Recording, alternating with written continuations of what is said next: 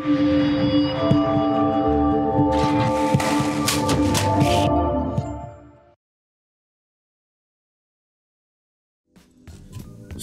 now we have the parallel groups on the bottom side also attached in series. And earlier I misspoke. I said that, on one side the strip would start like one row away. Actually, on the bottom side, the strips start from at the very ends and then just go in pairs until you go across. So now that we're done with this, we're gonna go to the other side and we're gonna we're gonna spot weld these strips and connect the parallel groups in series. And then once we're done with that, we're gonna go ahead and hot glue the copper bus bars in place between the rows, and then spot weld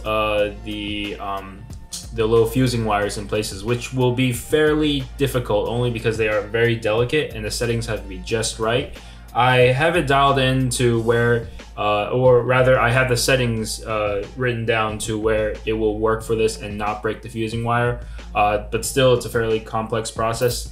At this point, especially once we get these parallel groups in series on the other side, we have to be super careful. Now we're dealing with, about 100 volts because these are charged to, about 4.2 volts, so it's about 100.8 volts.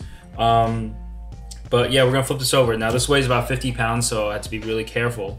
But also offers a look as to what it looks like if it were vertical. And like I said earlier, with these bolts and nuts in place, it really stiffens the pack. You'll see once I try to pick it up. It doesn't really flex, which is really good. So I'm gonna go ahead and flip this over. It's no easy task. It's the most positive side. There we go. And then once this side is done, I want to flip it over on its side again, and I'm just gonna verify that none of the spot welds have broken. And the reason why I connected them in series on either end is for redundancy. If one fails, like if the spot weld breaks, at least we have the other one. Now, if the other one breaks, then then we're gonna have to figure some things out, repair this pack. However, the way I designed this pack, it's fairly easy to service. Fairly. Now I say it's not perfect, but yeah. So we're just gonna get right on to it.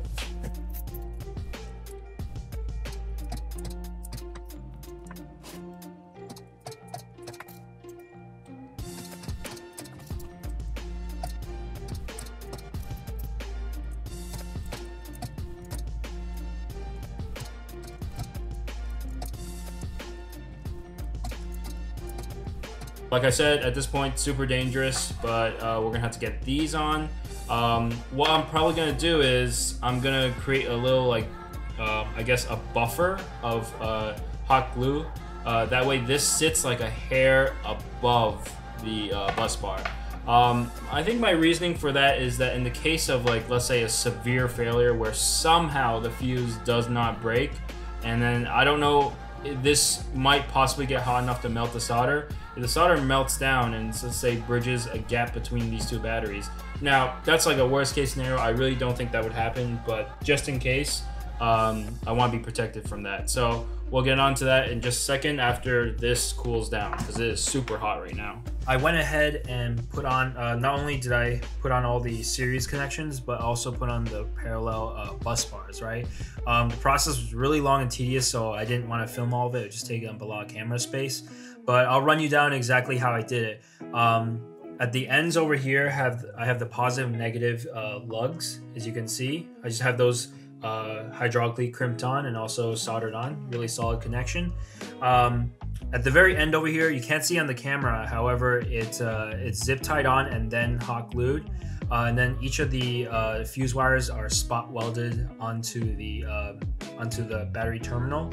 And then the way the middle ones are hot glued is that I first, in the little square holes inside the holders, I fill them up with like a little bead of hot glue, and then once I set it down, I then put another I guess a loop of hot glue over the top.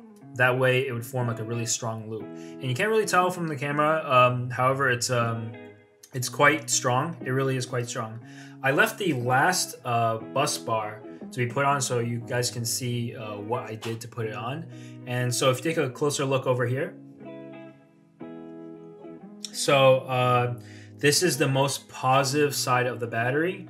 I'm gonna go ahead and put this bus bar on. Now the different thing about this bus bar is that each of the other bus bars has 4 points of hot glue. Now obviously this is gonna have a little bit of torque on it because we're gonna mount on a cable over here. So I'm gonna put on just more than 4 points of hot glue. So I went ahead and straightened the wires, and I'm just gonna put on the hot glue right now.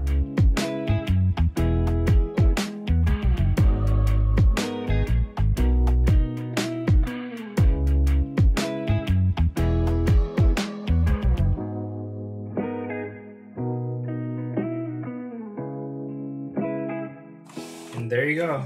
That's the completed pack over here. Like I said, I'm gonna put a little more hot glue on the bus bars just to make sure that they're all very secure, but as you can tell, it's quite strong here, so that should be about it. So next up, we'll be building the rest of the assembly around it. And before I do go on, I'm just going to check the pack voltage. So there's the negative lead over here, and here's a positive.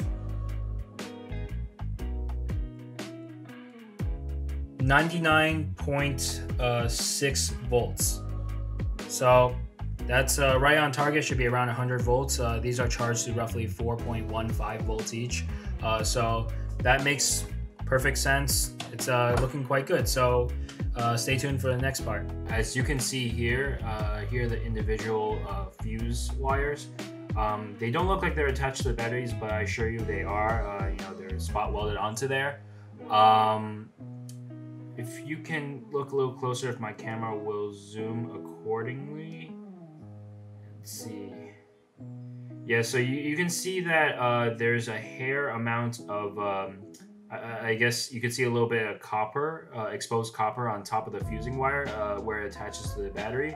That's just a byproduct of the spot welding, not too much to be concerned about. Something I did off camera was that I just used my finger to try and move those around, and they don't come off, which is great. But in the case that it blows, it can be removed. You don't need like a terrible amount of force, but given that these bus bars are pretty rigidly attached, I'm not worried about them moving. But otherwise, they are quite fairly solid. Before we get onto the cage, another thing I did off camera was I made this charger over here. And the way I made this, the general overview, I'm not going to get too into this, only because this is, well, this actually is not my idea. There is a guy on the internet, I forgot his name. He made it instructable how to make your own battery charger using power supplies, right? And I think it's a brilliant idea. It's quite inexpensive. It's not the best charger, obviously, but it's really inexpensive to make, and it fit my purposes. And so, like I said, I'm gonna go into the general overview of how I made it. If you want a detailed video and whatnot, just leave a comment in the comment section below, and I might make a separate video on that.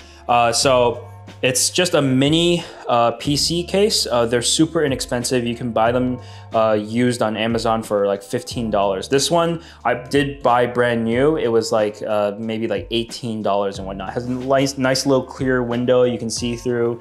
That's just a little, cherry on top. And then on this side, obviously both sides, if you know PC cases, they're removable. What I'm gonna do is I'm gonna mount this to the aluminum extrusions that I'm gonna build later on, and then I'm gonna mount the rest of the case on here. So all I'm gonna do is I'm gonna pop off the front and show you the insides. So let's see if I can focus here.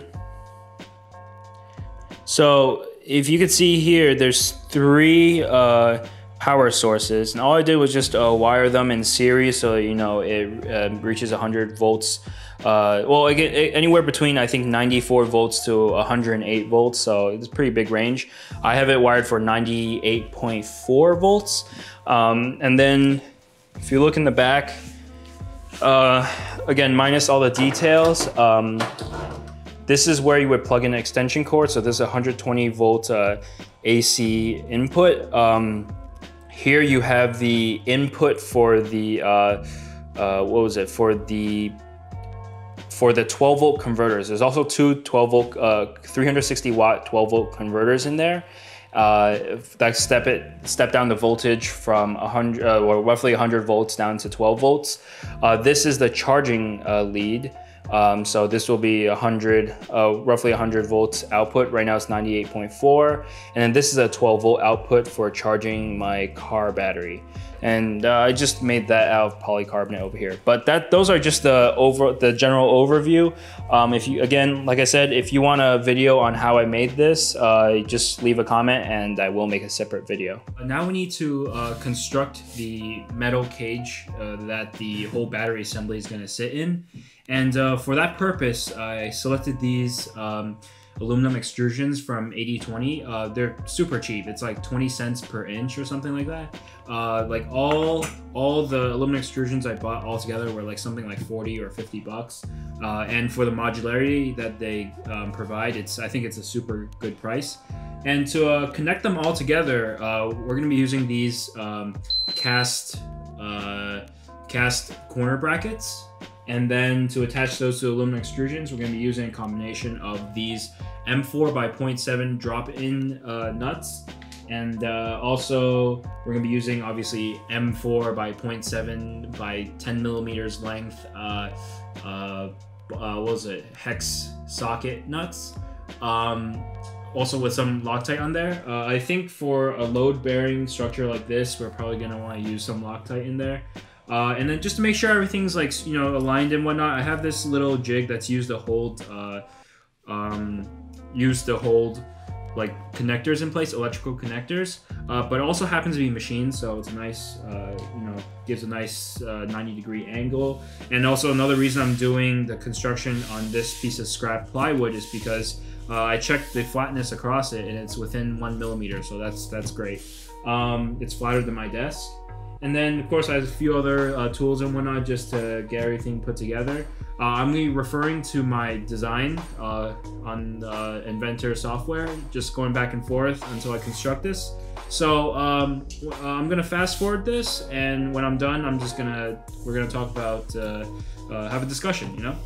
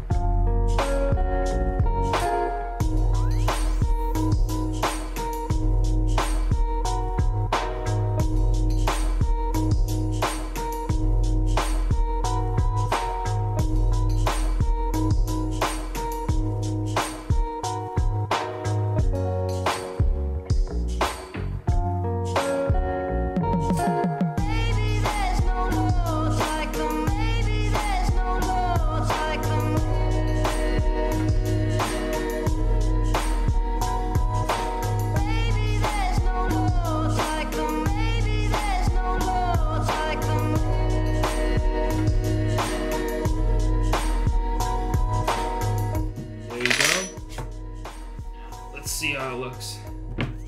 Perfect. It's quite stable. It's got a lot of grip on the bottom. got enough room for my fingers to get underneath. So next we need to put in the battery pack and test fit a few things. So something I did off camera is make this platform that the battery pack sits down upon. And the way I did that was I just used some scrap 1/2-inch oak plywood I had laying around. It's quite strong, and then all I did was paint it with some high temperature paint just to seal it up, make the end grains water resistant. And then the way I mounted the battery was that at all 4 corners, if it'll focus, I used these offcuts of just a few spare 18650 holders I had. I just ran it down table saw and cut a row and attached it to the battery pack. And then what I did was I used a rubber grommet that's about the height of this 18650 holder, and then the diameter of the rubber grommet was a little bit less than the inside diameter of the 18650 holder. And I used a 5/16 bolt, small washer, bigger washer, and then a rubber washer. And you have to force the bolt through because the inside hole, the grommet, is a little bit smaller than the 5/16. I think it's 3/16. And then when you force the bolt through, it makes the rubber grommet expand a little bit. Thus, it'll like hold it in place quite rigid, quite strong, but it's not rigid. It has a little bit of give, so under vibration, supposedly in a vehicle, it can still dampen the vibration a little bit. It's not a rigid structure; it's a dynamic structure. And let's see. And then I also took the time to, if it'll focus. Let's see, there we go, to wire in the BMS. So the BMS has 26 wires, at least for the balancing leads. So there's a negative, and then there's a positive, and then 24 balancing leads. And all I did was I spot welded them in place. I didn't video it only because it took just a long amount of time. I didn't have enough video space. And then here are the leads. They go into here, which then plug into this cheapo Chinese BMS. Now, this cheapo Chinese BMS actually works pretty well. Only thing though is that I'm going to be removing the soldering on these cables. I'm going to replace them with my own more flexible cables. And also I'm going to be adding aluminum heat sinks here, possibly a fan. It gets a little bit warm, but not too concerning. I want to increase the longevity of it, though this was quite inexpensive. So after this video, I'm going to assemble the aluminum extrusion cage, and then this will go into there. But for now, this is going to sit here. After I do the cage, we're going to test fit a few things, and then yeah. So on to that next. Now I have the cage assembled and all the major components ready to go. So I'm just gonna kind of explain a few things. The charger is not on there yet, just because it was a bit heavy moving it around. So here we have the BMS behind it, and also the BMS screen. The way I mounted these was I just took some scrap aluminum stock and I just bent them accordingly. So it's like there's one strip back there that mounts the actual main BMS, and there's like a bent strip over here that mounts the BMS screen. The wiring just kind of fell in place. I have a marine battery disconnect switch that disconnects the positive from the rest of the circuit.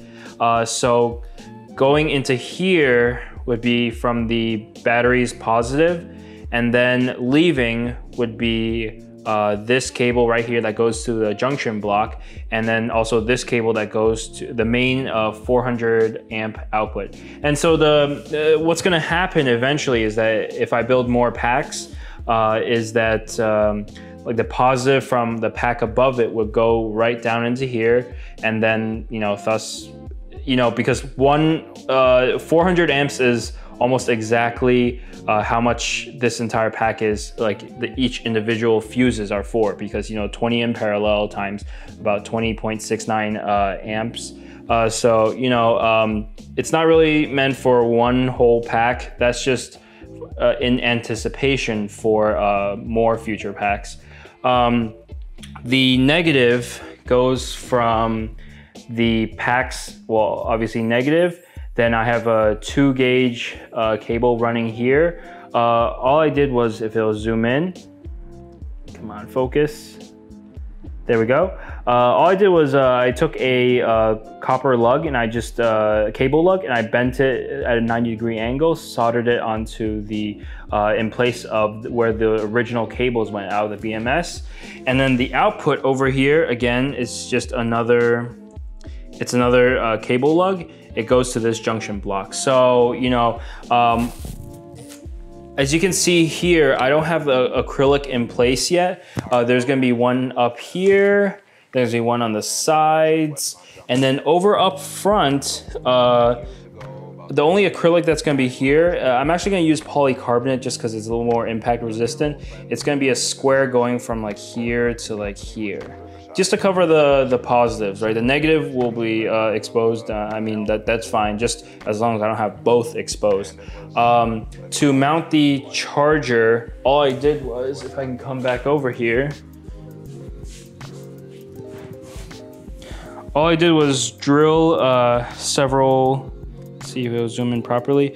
I drilled several holes over here, and then I used M5 screws and some you know, drop-in T-nuts just to mount this cover onto the cage, and then I slid on the rest of the case with it. It holds up really fine. I mean, this is not that heavy, but yeah, here's the, you know, the main assembly. This is what it looks like. This weighs, I haven't yet weighed it, but it weighs somewhere around 60 to 65 pounds. So, you know, it's not too heavy. Most of the weight, about almost exactly 50 pounds, is coming from the batteries themselves. I'm going to have another update after I complete all of this. However, that's going to be at the actual research expo itself. And so really the next step is to display this at the research expo, and I'll have some footage of that too. We're here on the data presentation. I have the battery on a car and whatnot with all the other accessories. Problem now is I had to get from here to that building way over there, like 3 blocks away.